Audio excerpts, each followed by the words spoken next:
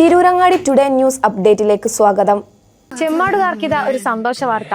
Don't miss this golden opportunity. Thooba jewellery നിങ്ങൾക്കായി ഒരുക്കുന്ന കമ്മൽ ഫെസ്റ്റിൽ പങ്കെടുക്കുന്ന 10 ഭാഗ്യശാലികൾക്ക് നറുക്കെടുപ്പിലൂടെ വമ്പൻ സമ്മാനങ്ങൾ നേടാനുള്ള ഒരു സുവർണാവസരം. ഏപ്രിൽ 12 മുതൽ ജൂൺ 12 വരെ തൂബ ജ്വല്ലറിയിൽ നിന്ന് ആഭരണങ്ങൾ വാങ്ങുന്ന 10 ഭാഗ്യശാലികളെ കാത്തിരിക്കുന്നത് ഒന്നാം സമ്മാനമായി റെഫ്രിജറേറ്ററും, രണ്ടാം സമ്മാനമായി വാഷിംഗ് മെഷീനും, മൂന്നാം സമ്മാനമായി ടിവിയും, അതിനു പുറമെ മറ്റനേകം ഗൃഹോപകരണങ്ങളുമായിട്ടാണ് ചെമ്മാട് തൂബ ജ്വല്ലറി നിങ്ങളെ കാത്തിരിക്കുന്നത്. തിരഞ്ഞെടുക്കുന്ന ഭാഗ്യശാലികൾ നിങ്ങളായേക്കാം.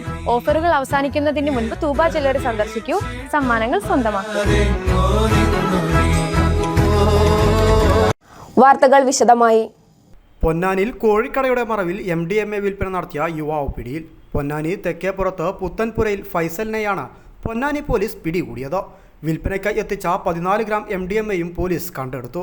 പൊന്നാനിയിൽ മുമ്പ് ലഹരി വിൽപ്പന കേസുകളിൽ പിടികൂടിയ പ്രതികളെ ചോദ്യം ചെയ്തതിൽ നിന്നും ലഭിച്ച വിവരത്തിന്റെ അടിസ്ഥാനത്തിൽ പൊന്നാനി പോലീസ് ക്രൈം സ്ക്വാഡിന്റെ നിരീക്ഷണത്തിലായിരുന്നു ഫൈസൽ. വ്യാഴാഴ്ചയാണ് ഇയാളെ പിടികൂടിയത്.